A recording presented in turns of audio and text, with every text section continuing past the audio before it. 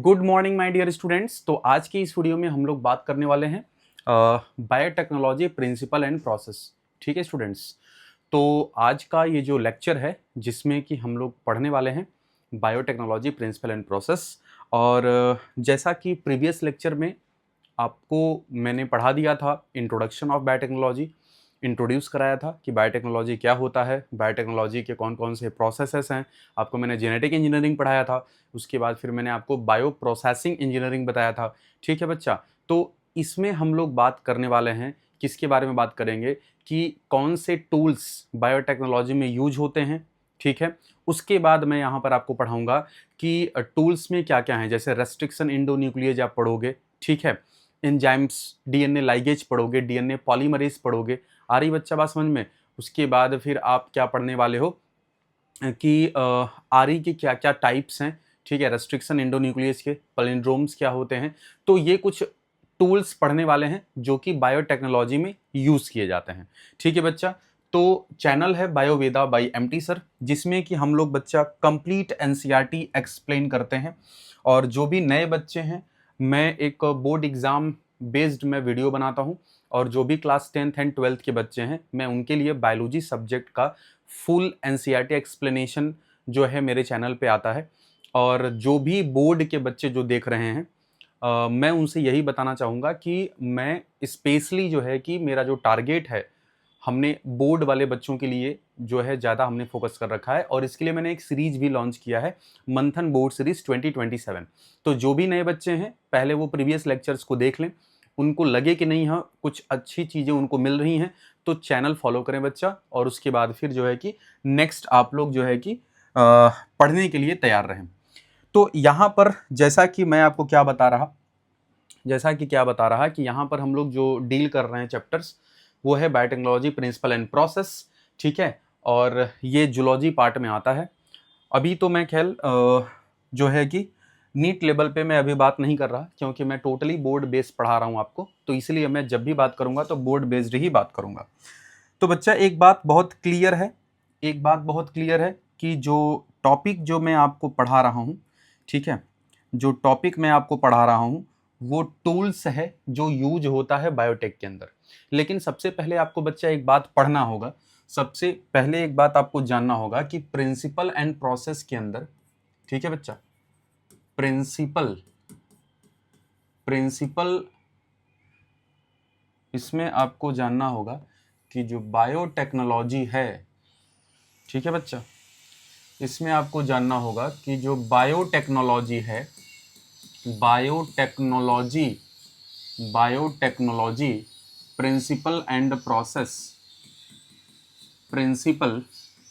Process, इसके अंदर एक बात आपको क्लियर कर दूं बच्चा, इसमें आप सबसे पहले क्या मैं आपको बताने वाला हूं कि कौन कौन से स्टेप होते हैं, कौन कौन से स्टेप्स होते हैं जो यूज्ड इन प्रिंसिपल्स, जो प्रिंसिपल हैं, प्रिंसिपल और प्रोसेसेस के लिए जो स्टेप्स हैं, जो स्टेप हैं, पहले आपको वो जानना होगा कि बायोटेक में कौन से स्टेप्स जिन्हें हम यूज करते हैं।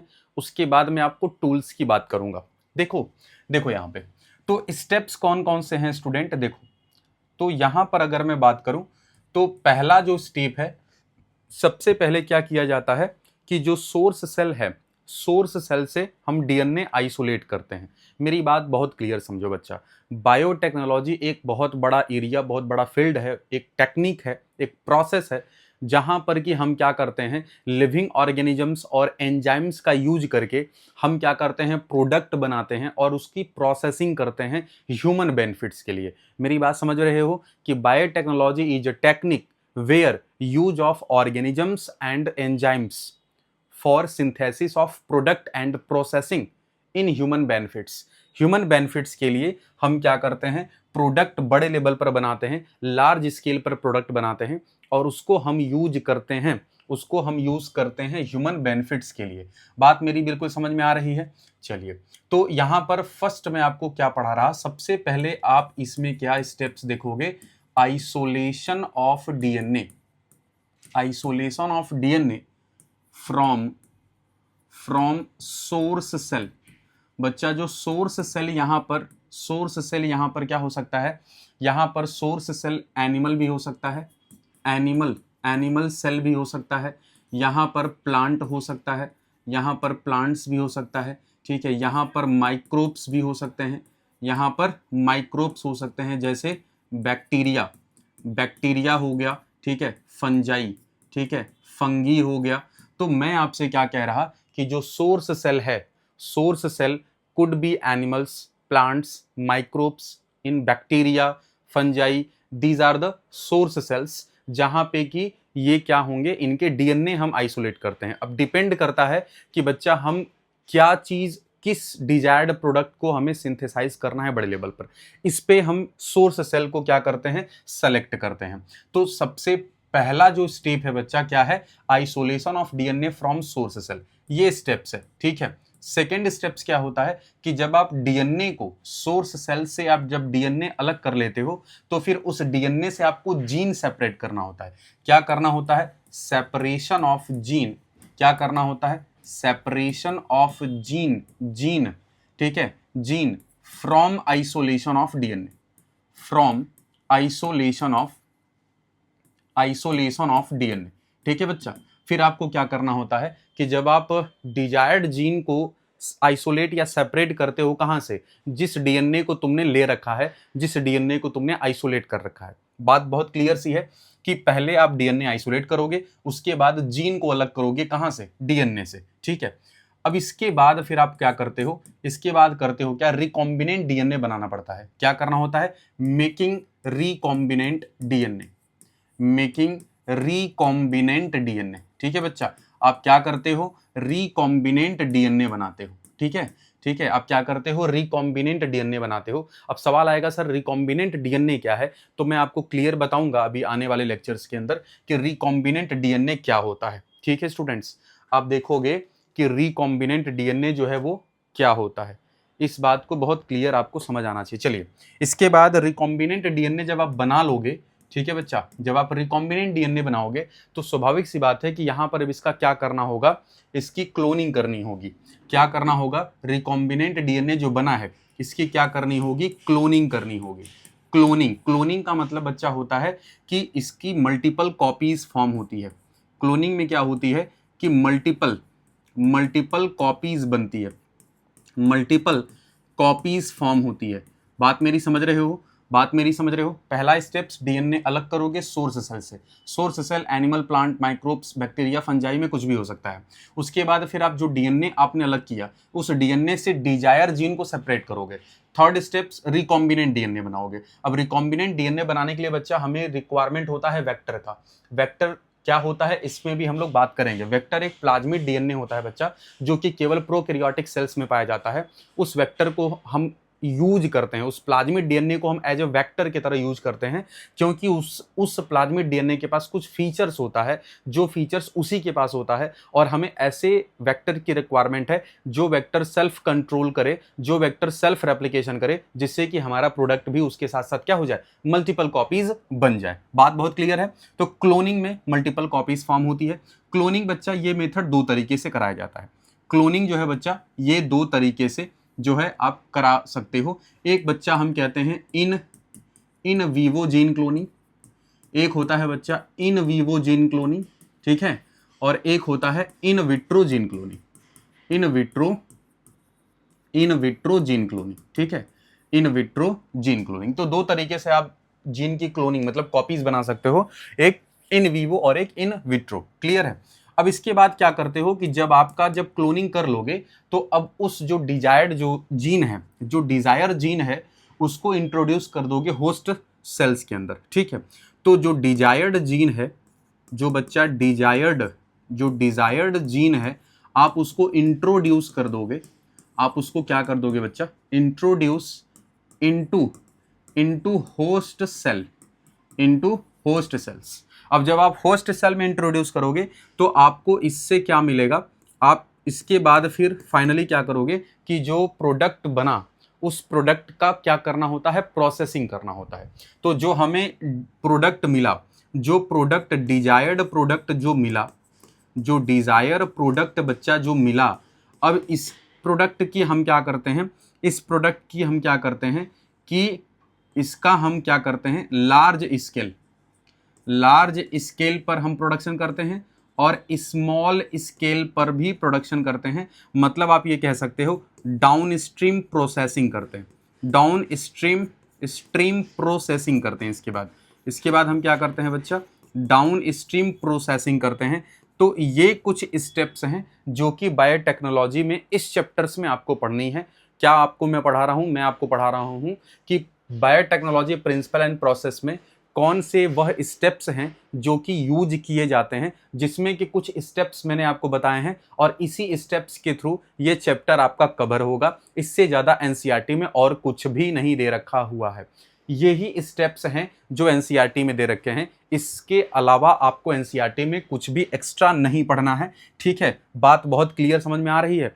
यहाँ पर हम जब इसको पढ़ाना स्टार्ट करेंगे तो आपको हम बताएंगे कि भाई डीएनए को हम क्या करते हैं, सोर्स सेल से अलग कैसे करते हैं, हम डीएनए से जीन अलग कैसे करते हैं। तो वहाँ पे आता है जेल इलेक्ट्रोफोरेसिस। तो हम वो सारे टेक्निक्स भी यूज करने वाले हैं, उस टेक्निक्स को भी हम आपको एक्सप्लेन और बहुत अच्छे से पढ़ाने वाले हैं। ठीक है, तो इसको जो है कि हम लोग इस तरीके से पढ़ेंगे। बात मेरी बिल्कुल समझ में आ गई, बात मेरी बिल्कुल समझ में आ गई। तो यहाँ पर जो है आपने ये देखा, तो ओवरऑल आपने स्टेप्स देखा। अब सवाल यही आता है सर कि इन स्टेप्स को यूज करने के लिए we have required some tools. ठीक है, हमारे पास टूल्स की रिक्वायरमेंट है। ठीक है, अब जो है कि अब उस टूल्स को जो है वो कौन कौन से टूल होते हैं जो कि क्या है कि बायोटेक में उनकी रिक्वायरमेंट है, वो कौन कौन से टूल्स हैं। बात मेरी समझ रहे हैं बच्चा? देखिए, तो टूल्स वो कौन कौन से हैं रिकॉम्बिनेंट डीएनए टेक्नोलॉजी के लिए।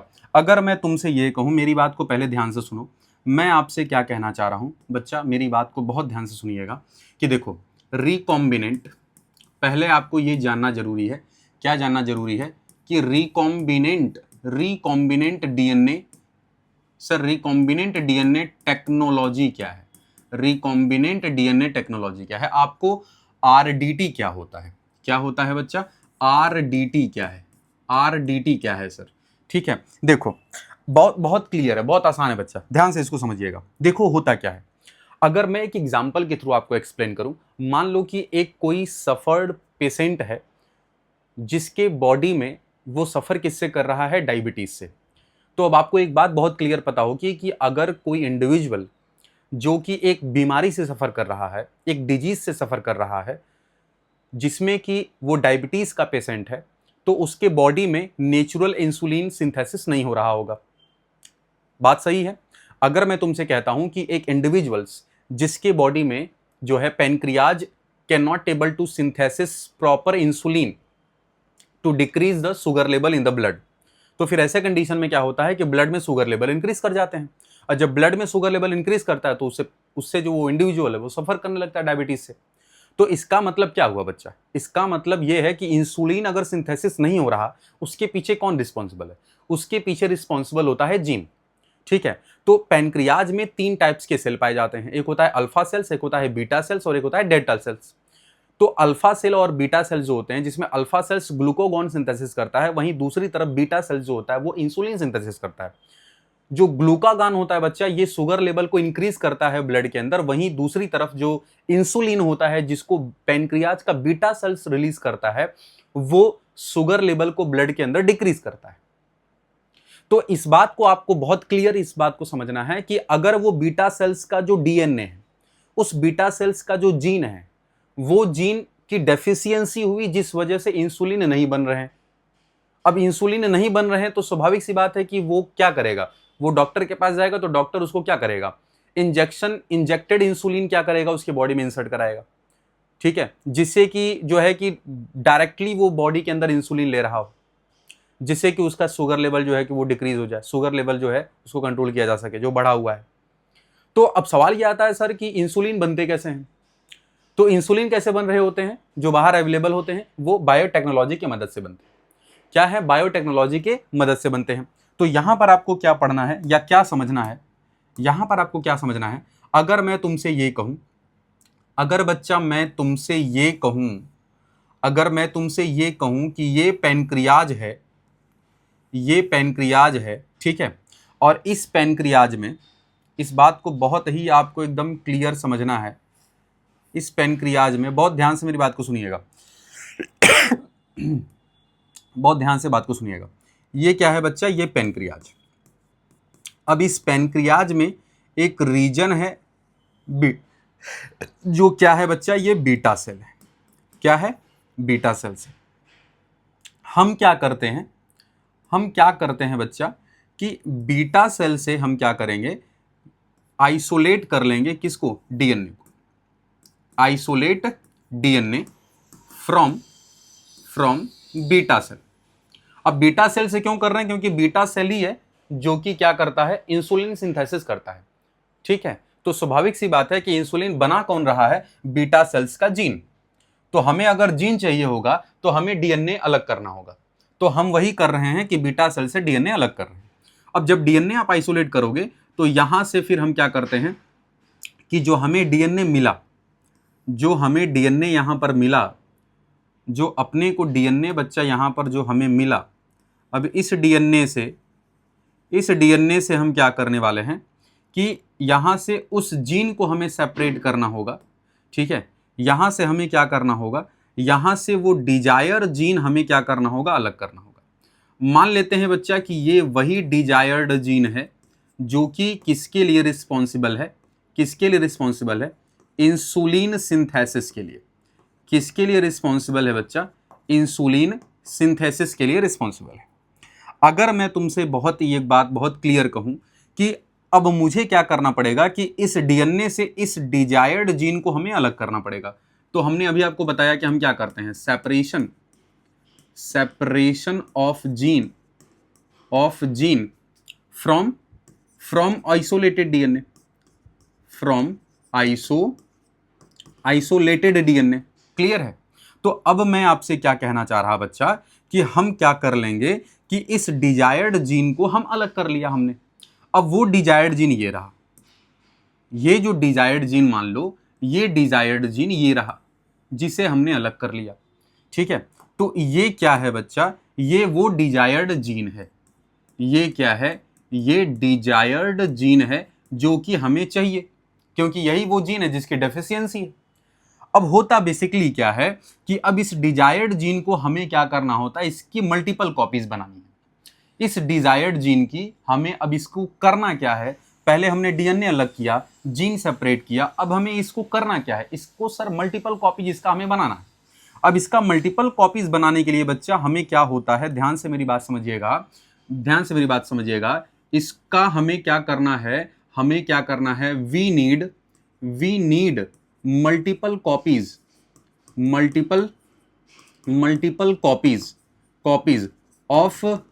ऑफ दिस जीन या डिजायर्ड जीन। अब इसके लिए हमें किस चीज की जरूरत है? इसके लिए हमें जरूरत है वेक्टर की, ठीक है। फॉर दिस प्रोसेस, इस प्रोसेस के लिए वी नीड वेक्टर। हमें किसकी जरूरत है बच्चा? वेक्टर की जरूरत है। अब बच्चा यहां पर एक बात बहुत क्लियरली समझिएगा कि हमें क्या करना है? प्रोसेस करने के लिए हमें वेक्टर की जरूरत है, ठीक है। मतलब इसकी मल्टीपल कॉपीज बनाने के लिए हमें वेक्टर की जरूरत है। वेक्टर हम क्या है? इसको यहां पर हम वेक्टर किसे यूज करते हैं बच्चा? हम प्लाज्मिड डीएनए को, बात बहुत क्लियर समझिए, प्लाज्मिड डीएनए को हम एज अ वेक्टर की तरह यूज करते हैं। ध्यान से समझो इस बात को, हम प्लाज्मिड डीएनए को एज अ वेक्टर यूज करते हैं। प्लाज्मिड डीएनए को हम क्यों यूज करते हैं बच्चा? पहली बात, इनके पास कुछ ऐसे फीचर्स हैं जो कि किसी के पास नहीं होते हैं। जो प्लाज्मिड डीएनए होता है बच्चा, पहली बात तो ये समझ लो कि only present in prokaryotes, only present in prokaryote. ये कहां पर होता है? प्रोकैरियोट्स में होता है। दूसरा चीज क्या है इसमें? ये एक्स्ट्रा क्रोमोजोमल होता है। ये एक्स्ट्रा क्रोमोजोमल मटेरियल है जो कि प्रोकैरियोटिक मतलब बैक्टीरिया के अंदर प्रेजेंट होता है। थर्ड क्या है? ये सेल्फ कंट्रोल करता है। इसको जीनोमिक डीएनए कंट्रोल नहीं करेगा, मतलब मेन डीएनए बैक्टीरिया का कंट्रोल नहीं करेगा, ये खुद ही कंट्रोल करता है अपने आप को। और इंपॉर्टेंट और भी फीचर क्या है कि ये सबसे इंपॉर्टेंट है कि ये खुद से रेप्लिकेशन करता है, सेल्फ रेप्लिकेशन करता है बच्चा। क्या करता है? सेल्फ रेप्लिकेशन करता है। समझ रहे हो? तो these are the some important features present in plasmid DNA. ठीक है, दैट इज द रीजन कि we have use plasmid DNA as a vector in biotechnology, क्योंकि हमें पता है कि हमें मल्टीपल कॉपीज जो है बनाने हैं इस डिजायर्ड जीन्स का, तो हम इस प्लाज्मिड डीएनए को एज अ वेक्टर के तौर पर यूज करते हैं, एज अ वेक्टर के तौर पर यूज करते हैं। तो यहां पर आपको एक बात बहुत क्लियर समझना है बच्चा कि मान लेते हैं कि ये क्या है? ये प्लाज्मिड डीएनए। ये क्या है बच्चा? ये प्लाज्मिड डीएनए है। ये क्या है बच्चा? ये प्लाज्मिड डीएनए है। ठीक है, ये क्या है बच्चा? Plasmid DNA. क्लियर है? अब इस प्लाज्मिड डीएनए में हम क्या करते हैं, ध्यान से सुनिएगा, इस प्लाज्मिड डीएनए में हम क्या करते हैं कि ये जो डिजायर जीन है, इस डिजायर्ड जीन को ये देखो, साथ में हम क्या करते हैं कि इस डिजायर्ड जीन को हम इसमें इंसर्ट करवा देते हैं। तो जब प्लाज्मिड डीएनए पर, जब यहां पर ध्यान से देखिएगा कि यहां पर हम क्या कर रहे हैं कि जो डिजायर्ड जीन है इसको हम इंसर्ट करा रहे हैं, insert in the plasmid DNA. Plasmid DNA में हम क्या कर रहे हैं बच्चा कि इस डिजायर्ड जीन को हम इंसर्ट कर रहे हैं। तो जब हम इंसर्ट कराएंगे इसको, तो देखो ये कैसा दिखेगा। बहुत ध्यान से इस बात को आप समझिए, बहुत ध्यान से देखिए बच्चा। अगर आप नहीं समझोगे तो शायद आपको जो है ये लेक्चर समझ में ना आए, इस बात को समझो। तो ये यहाँ पर आपको क्या देखने को मिल रहा है?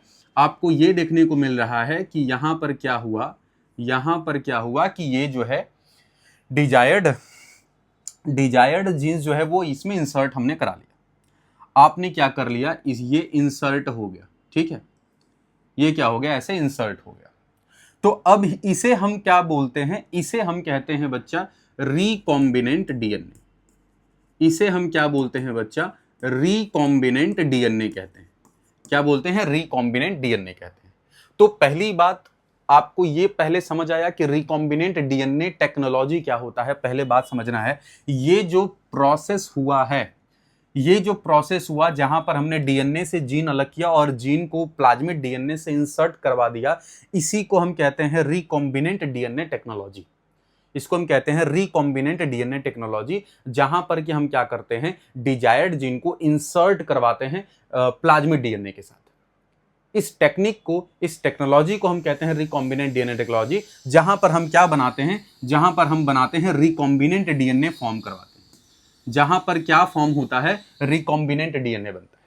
क्या बनता है बच्चा? रिकॉम्बिनेंट डीएनए बनता है। इस बात को एकदम बहुत क्लियर आपको समझ में आना चाहिए। ठीक है, तो ये बात समझ में आई, ये बात आपको बिल्कुल समझ में आई, ये बात आपको बच्चा समझ में आई कि आरडीटी क्या है, आरडीटी क्या है, ये बात समझ में आई। बात एकदम फिर से रिपीट कर लो। जब हम क्या करते हैं, पैनक्रियाज से डीएनए अलग करते हैं, ठीक है, बीटा सेल से, और बीटा सेल से जीन अलग करते हैं, जीन डिजायर्ड जीन्स, और डिजायर्ड जीन्स की हमें मल्टीपल कॉपीज बनानी है। मल्टीपल कॉपीज बनाने के लिए हमें वेक्टर की रिक्वायरमेंट होती है, और वेक्टर प्लाज्मिड डीएनए को एज ए वेक्टर यूज करते हैं। क्यों? क्योंकि plasmid DNA have some special features जो कि जिनकी वजह से इन्हें हम एज ए वेक्टर यूज करते हैं बायोटेक्नोलॉजी फील्ड के अंदर। और इस प्लाज्मिड डीएनए के साथ हम इस डिजायर्ड जीन को इसके अंदर इंसर्ट करवा देते हैं, और जो डीएनए बनता है उसी को हम कहते हैं रिकॉम्बिनेंट डीएनए। क्या बोलते हैं? Recombinant DNA. अब ये चीजें आपको यहां समझनी है, ये चीज यहां पर आपको समझनी है कि सर टूल्स कौन कौन से हैं जिसे कि हमें रिकॉम्बिनेंट डीएनए टेक्नोलॉजी में यूज करना होता है। पॉज कर रहा हूं, जल्दी से लिख लीजिए। ठीक है, चलिए। तो वो कौन कौन से टूल्स हैं बच्चा, वो कौन कौन से टूल्स हैं जिसकी जो है कि नीड है, वो बच्चा आपको देखना है, वो क्या करना है, आपको देखना है। इस बात को बहुत क्लियर समझिएगा। क्लियर है? बात एकदम क्लियर बच्चा समझना है, आपको बिल्कुल क्लियर समझना है। देखो, तो आपको यहां पर देखोगे यहां पर देखो, पहला है टूल्स बच्चा जिसे हम कह रहे हैं एंजाइम्स। क्या है? एंजाइम। ठीक है, एक मिनट बच्चा, थोड़ा पानी पी ले। एक मिनट।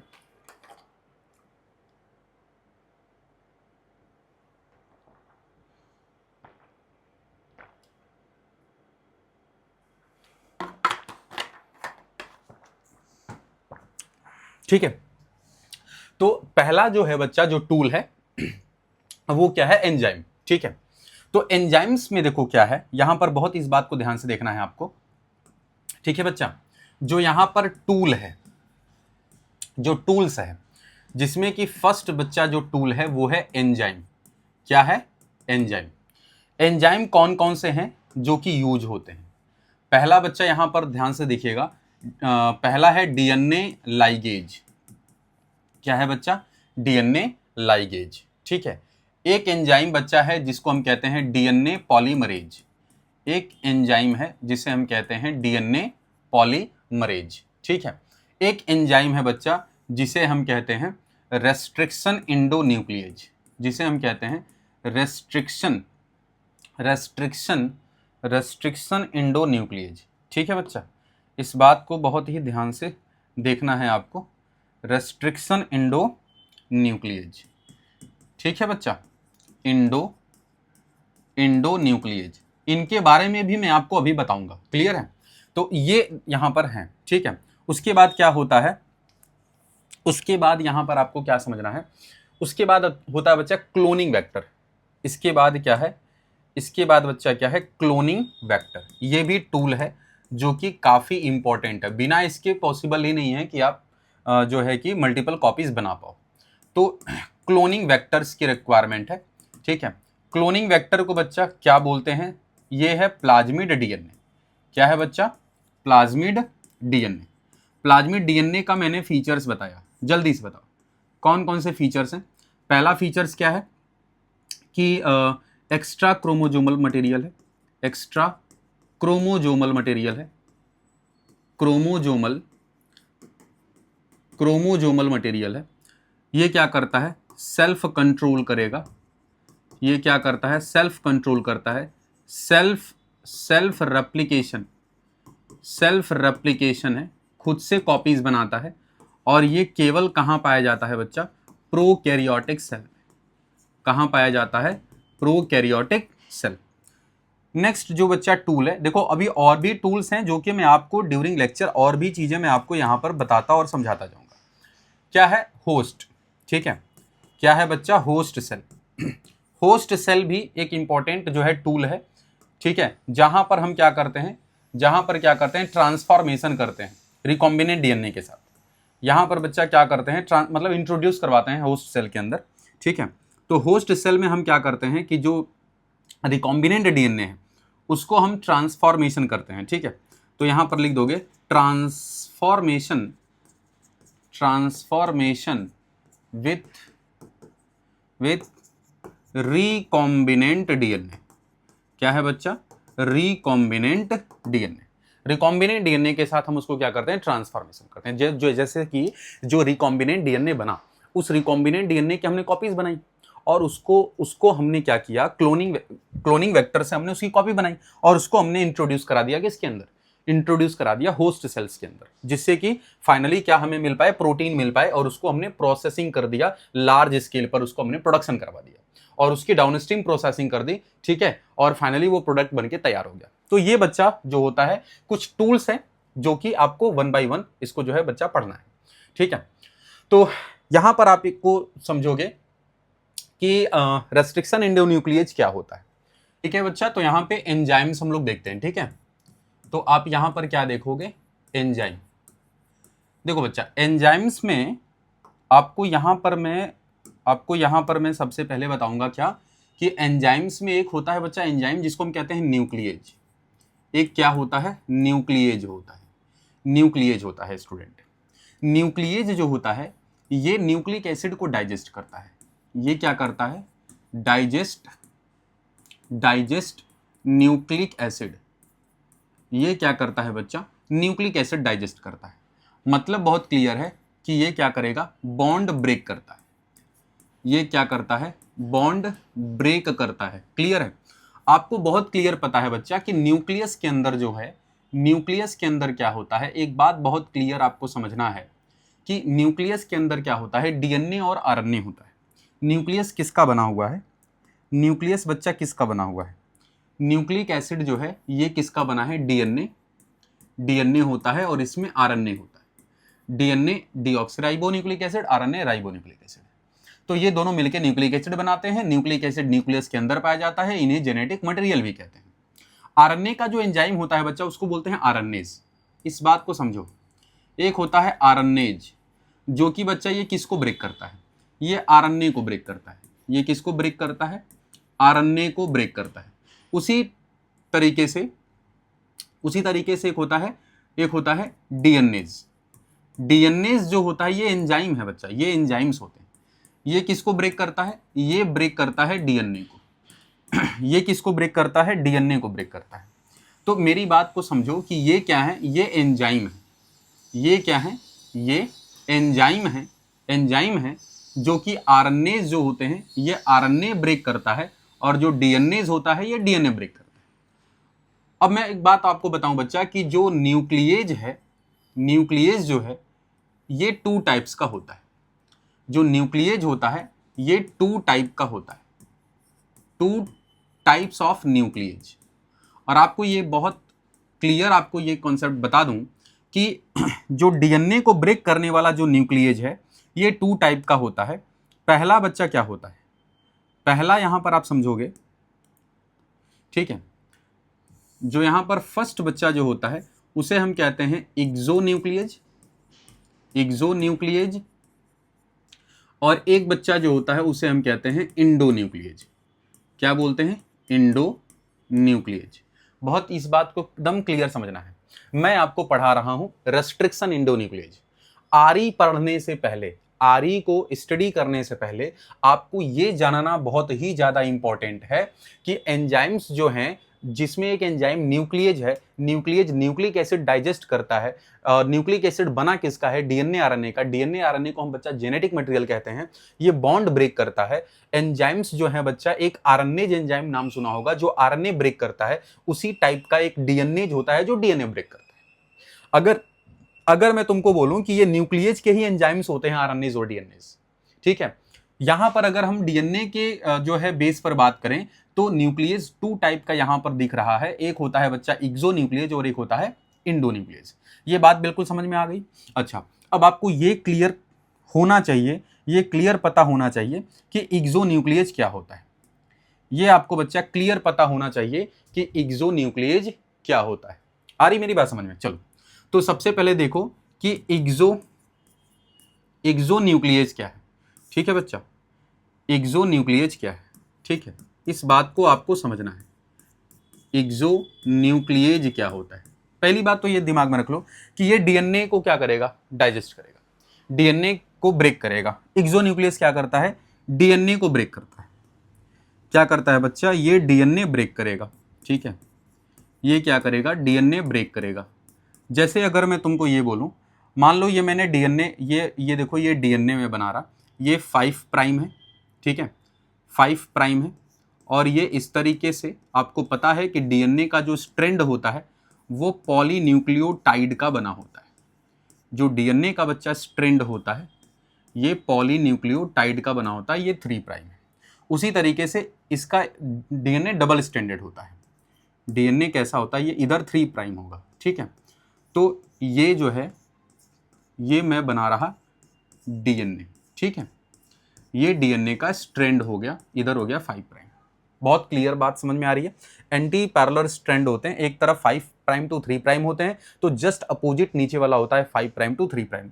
ये बात समझो, ये डीएनए के स्ट्रैंड हम इसको इस तरीके से यहाँ पर ड्रॉ करते हैं।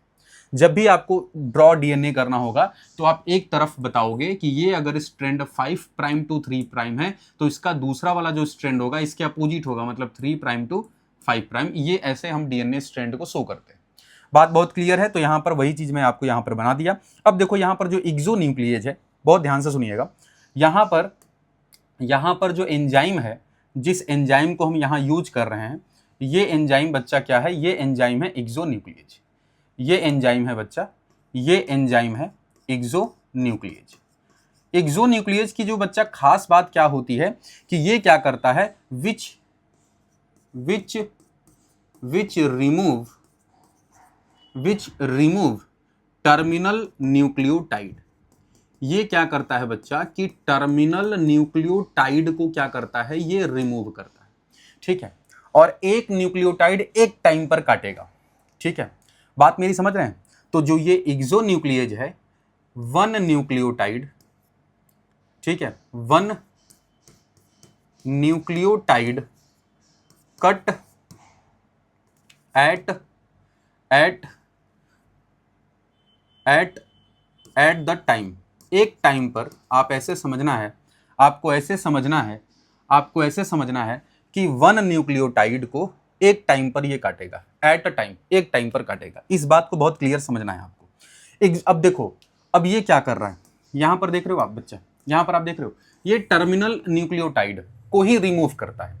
अब आपको पता है कि टर्मिनल न्यूक्लियोटाइड कौन सा है, देखो जैसे ये हो गया, ये अगर ये यहां पर क्या करेगा, यहां पर ये आएगा और इसको कट कर देगा। बात मेरी समझ रहे हो? एक टाइम पर एक जो है ये काटता है। उसी तरीके से अगर मान लो कि यहां पर हम क्या करना है, ये एक्सोन्यूक्लियेज है, और ये एक्सोन्यूक्लियस क्या है कि अगर इसको काटना है डीएनए के स्ट्रैंड को, तो ये इस टर्मिनल एंड को काटेगा। क्या करेगा, ये टर्मिनल न्यूक्लियोटाइड्स को काटेगा। तो एक बात बहुत समझ में आना चाहिए बच्चा कि जो एक्सोन्यूक्लियेज होता है, एक्सोन्यूक्लियेज नाम से पता चल रहा होगा, बाहरी भाग, बाहरी साइड्स, आउटर साइड, टर्मिनल वाला पार्ट न्यूक्लियोटाइड का, डीएनए का, तो ये हमेशा क्या करता है, इंड वाले जो न्यूक्लियोटाइड्स होते हैं ये केवल उनको ही काटते हैं। ठीक है, तो इसीलिए हम इनको क्या लिखते हैं कि not much use in biotechnology. जो एक्सोन्यूक्लियेज होता है, इसे बहुत ज्यादा यूज नहीं किया जाता। ठीक है, इसको not much use in biotechnology. हम इन्हें बायोटेक्नोलॉजी में बहुत ज्यादा इसका यूज नहीं होता है, क्योंकि ये टर्मिनल एंड को ही काटता है ना, ये केवल टर्मिनल न्यूक्लियोटाइड को ही काटता है। ठीक है, बात मेरी समझ में आ रही है? बात क्लियर समझ में आ रही है? तो ये एक्सोन्यूक्लियेज का कंडीशन है बच्चा, ये क्या है, एक्सोन्यूक्लियेज। वहीं अगर आप इंडोन्यूक्लियेज देखोगे, अगर वहीं मैं आपको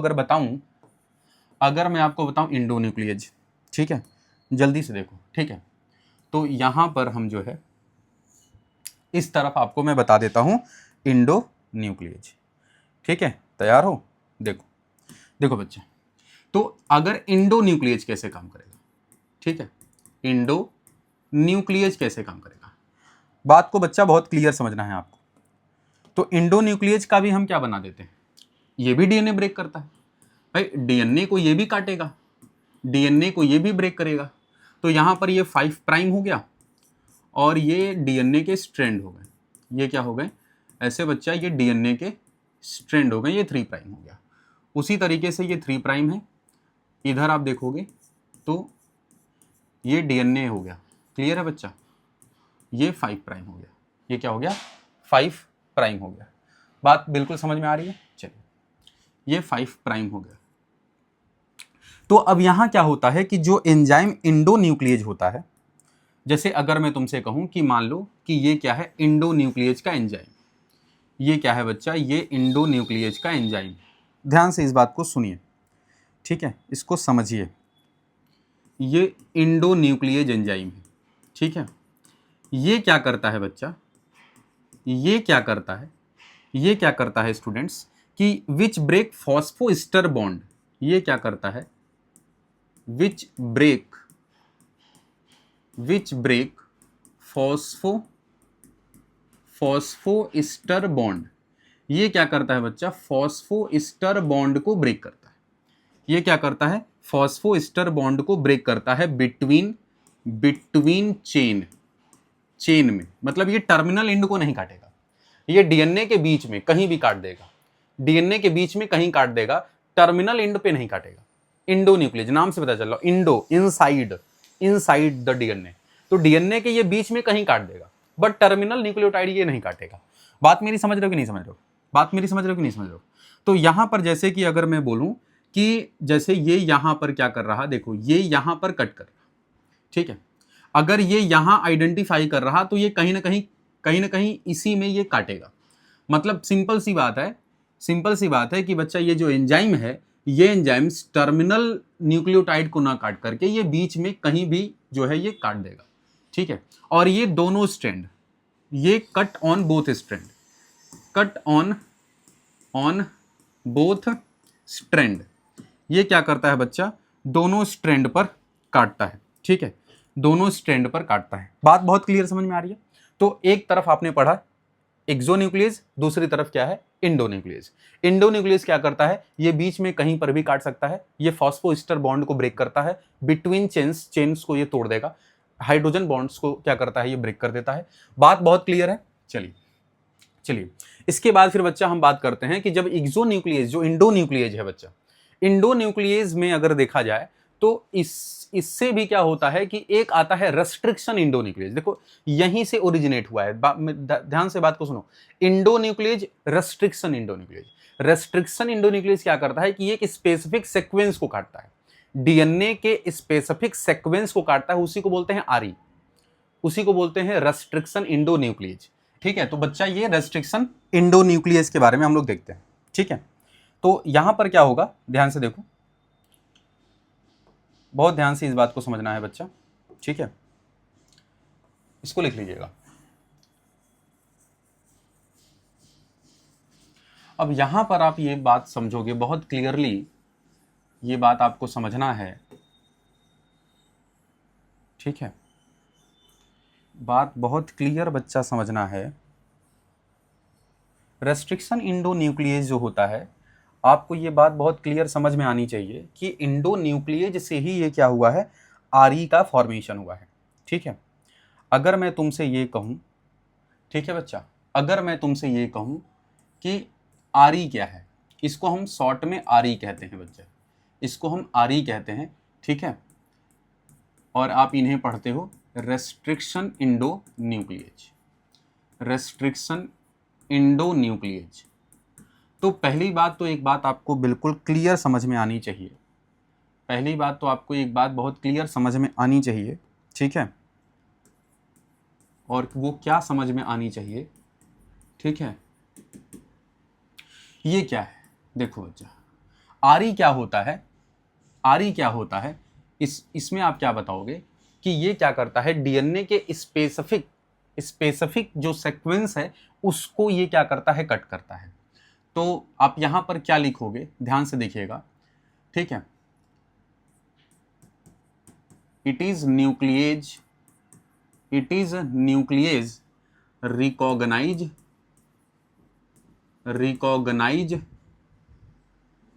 a specific sequence on DNA. It is nuclease recognize a specific sequence on DNA, ठीक है, for कट करने के लिए, या और करके लिख सकते हो ब्रेक करने के लिए, ठीक है, क्या करने के लिए, ब्रेक करने के लिए। बात बहुत क्लियर है। आप ये कह सकते हो until it identify, आप ये भी इसमें क्या लिखोगे कि until it identify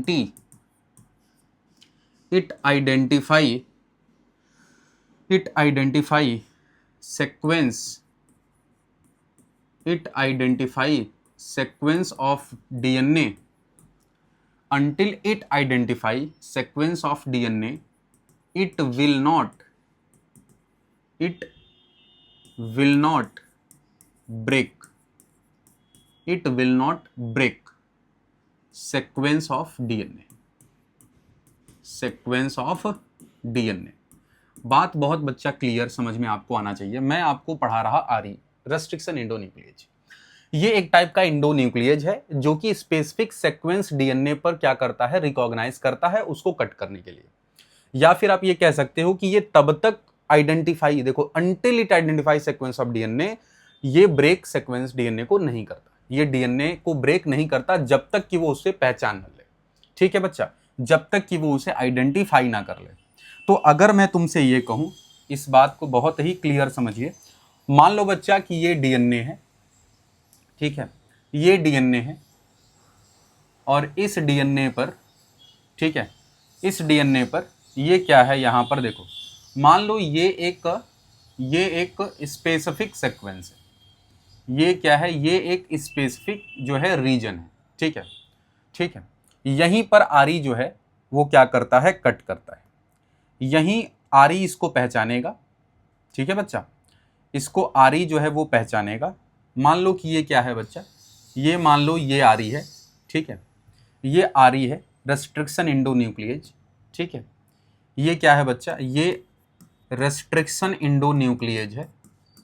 और ये क्या करेगा बच्चा, ये क्या करेगा कि ये पहले क्या करेगा, इसको रिकॉग्नाइज करेगा, ये क्या करेगा, रिकॉग्नाइज करेगा, रिकॉग्नाइज करेगा डीएनए सीक्वेंस को, डीएनए सीक्वेंस को रिकॉग्नाइज करेगा, ठीक है बच्चा, ये क्या करेगा, डीएनए सीक्वेंस को रिकॉग्नाइज करेगा,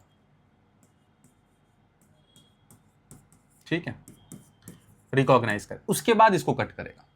तो इस स्पेसिफिक सीक्वेंस को हम क्या बोलते हैं, पलिंड्रोम, इसको बच्चा हम कहते हैं पलिंड्रोम। इस बात को बहुत क्लियर समझना है, जो डीएनए का जो स्पेसिफिक सीक्वेंस होता है, जहां पर आरी वर्क करता है, जहां पर आरी उसको काटता है, ये डीएनए का वो सीक्वेंस है, ये स्पेसिफिक सीक्वेंस है, जहां पर वो आरी आकर इसे कट कर रहा, इस जो है कि सीक्वेंस को हम क्या बोलते हैं, पलिंड्रोम कहते हैं।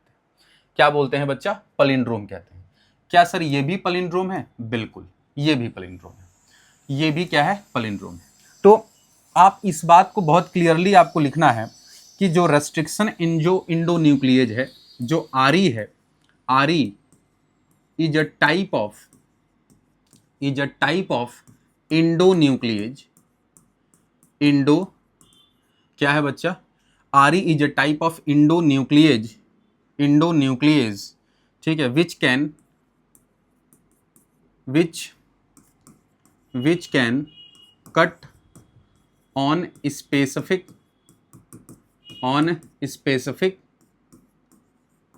डीएनए सीक्वेंस,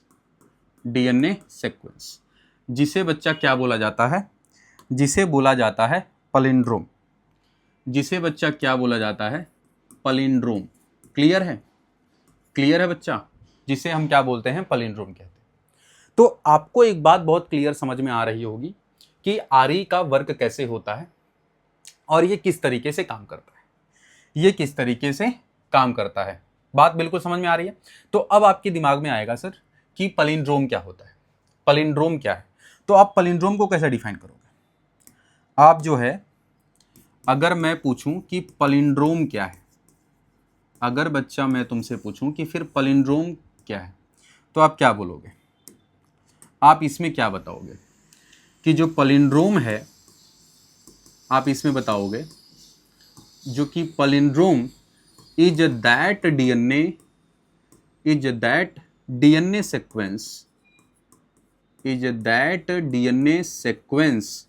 sequence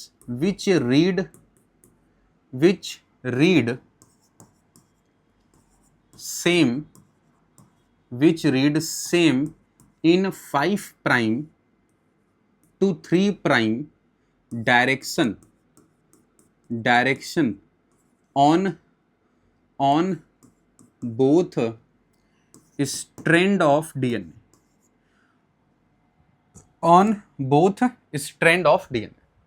तो अगर आपसे पूछा जाए कि पलिंड्रोम क्या होता है, तो आप क्या जवाब दोगे कि पलिंड्रोम इज दैट डीएनए, ये वह डीएनए का सीक्वेंस है। पलिंड्रोम जो है बच्चा, पलिंड्रोम जो होता है, that DNA sequence read same 5 to 3 prime direction on both strand, DNA के दोनों स्ट्रैंड पे अगर हम 5 प्राइम टू 3 प्राइम की तरफ अगर हम सीक्वेंस पढ़ें, तो बिल्कुल वो सेम हमें वो चीजें पढ़ने को देखने को मिलेगा, वो पढ़ोगे आप, सेम सीक्वेंस होता है। डीएनए के 5 टू प्राइम की तरफ अगर आप दोनों स्ट्रैंड पे पढ़ते हो तो सेम आपको बेसिस मिलते हैं, ठीक है। एक एग्जांपल आप समझो, देखो, तो मैं क्या लिख दे रहा हूं, ध्यान से देखो, मैं क्या लिख दे रहा हूं, ये 5 प्राइम है और ये बच्चा 3 प्राइम, यहां पर जो सीक्वेंस है ये G A T और C, GATC, ठीक है। इसका जो एक स्ट्रैंड है बच्चा, ये क्या होगा 3 प्राइम से 5 प्राइम, और इसमें जो आप सीक्वेंस है बताओ, G की जगह हम क्या लिखते हैं, G की जगह C होगा, ठीक है, A की जगह पर T होगा, T की जगह पर A होगा, और C की जगह पे G होगा, ठीक है, क्या होगा G होगा। तो अगर बहुत इस बात को ध्यान से देखना, तो अगर मैं तुमसे बोलूं कि ये DNA है, ये DNA का स्ट्रैंड है, ध्यान से इस बात को देखना है आपको, ये बच्चा जो है ये DNA स्ट्रैंड है। तो यहाँ पर अगर मैं तुमसे बोलूं कि इसको 5 से 3 प्राइम की तरफ रीड करो, तो जब 5 प्राइम टू 3 प्राइम की तरफ रीड कर रहे हो तो हमें क्या मिल रहा है, सीक्वेंस G मिल रहा है, A मिल रहा है, T है और C है। अब मैं बोलूं कि इसके जो ये वाला जो नीचे का जो स्ट्रैंड है, अब ये वाली स्ट्रैंड को आप रीड करोगे 5 to 3 prime, 5 prime to 3 prime, तो अगर आप इधर से रीड करते हो, क्योंकि 5 से 3 प्राइम डायरेक्शन में रीड करना है, तो यहाँ भी तुमको पहले क्या मिलता है, G मिलता है, A मिलता है, T मिलता है और C मिलता है। तो पैलिंड्रोम का मीनिंग ही वही है कि DNA सीक्वेंस वह DNA सीक्वेंस होते हैं जहां पर अगर हम 5 प्राइम टू 3 प्राइम की तरफ अगर हम सीक्वेंस रीड करें दोनों स्ट्रैंड पे, तो हमें सेम मिलता है। हमें क्या मिलता है, सेम मिलता है। पैलिंड्रोम बच्चा टेट्रामर भी हो सकता है, पैलिंड्रोम हेक्सामर भी हो सकता है। ये पैलिंड्रोम देखो टेट्रामर है, टेट्रा मतलब 4 सीक्वेंस यहाँ पर है, 1 2 3 और 4, ठीक है। उसी तरीके से इसीलिए इसको हम क्या बोलते हैं, ये क्या है, टेट्रामर। ये क्या है बच्चा, ये टेट्रामर है। क्या है बच्चा, ये टेट्रामर है। उसी तरीके से ये हेक्सामर भी होते हैं। हेक्सामर कैसे होंगे, देखो जरा सा, हेक्सामर कैसे होगा, अगर मैं बोलूं ये एक सीक्वेंस है G, ठीक है, A T और C, ठीक है। इसका सीक्वेंस क्या होगा, G की जगह क्या लिखोगे बच्चा, C, A की जगह T, A की जगह T, यहाँ T की जगह A होगा, T की जगह A होगा और C की जगह पर G होगा। अभी जिन बच्चों को ये नहीं समझ में आ रहा है, घबराओ बिल्कुल नहीं, आपको ये वाला पॉइंट समझ में आ जाएगा, ठीक है। ये जो पॉइंट है आपको बच्चा बिल्कुल समझ में आ जाएगा, ये अगर आप इस चीज़ को देखो, ठीक है। ये एक और एग्जाम्पल मैंने यहाँ पर आपको दे दिया, जो कि ये हेक्सामर है, जो कि बच्चा ये किसका स्ट्रक्चर है, ये पैलिंड्रोम का हेक्सामर है। ये बच्चा पैलिंड्रोम का ये हेक्सामर है। क्या है, ये हेक्सामर है, ठीक है। तो ये बहुत क्लियरली आपको समझ में आना चाहिए, ये बात बहुत ही क्लियरली आपको इस बात को समझ में आना चाहिए। तो मैंने आपको यहाँ पर बताया RE रेस्ट्रिक्शन इंडोन्यूक्लियेज, ये क्या है, एक टाइप का इंडोन्यूक्लियेज है जो कि रिकॉग्नाइज करता है स्पेसिफिक सीक्वेंस DNA पर, जो कि उसको क्या करने के लिए, कट करने के लिए। ये तब तक आइडेंटिफाई सीक्वेंस को करता है, ये तब तक ब्रेक नहीं करेगा, ये तब तक ब्रेक नहीं करेगा DNA सीक्वेंस को जब तक उसको आइडेंटिफाई नहीं कर लेगा। RE जो है मैंने वही बताया कि इंडोन्यूक्लियेज है जो कि स्पेसिफिक DNA को कट करता है, जिसे हम क्या बोलते हैं बच्चा, जिसे पैलिंड्रोम कहते हैं। पैलिंड्रोम क्या है, एक टाइप का DNA सीक्वेंस होता है जहां पर हम 5 प्राइम टू 3 प्राइम पर रीड करते हैं बेस को, तो सेम मिलता है। पैलिंड्रोम टेट्रामर कंडीशन में भी हो सकते हैं और हेक्सामर कंडीशन में। टेट्रामर में होंगे तो 4 सीक्वेंस के बेस होंगे, और यहाँ पर हेक्सामर में 6 होंगे। देखो जैसे 1 2 3 4 5 और 6, तो 6 बेस के सीक्वेंस होंगे। तो ये बच्चा आपका है क्या, पैलिंड्रोम। क्लियर है।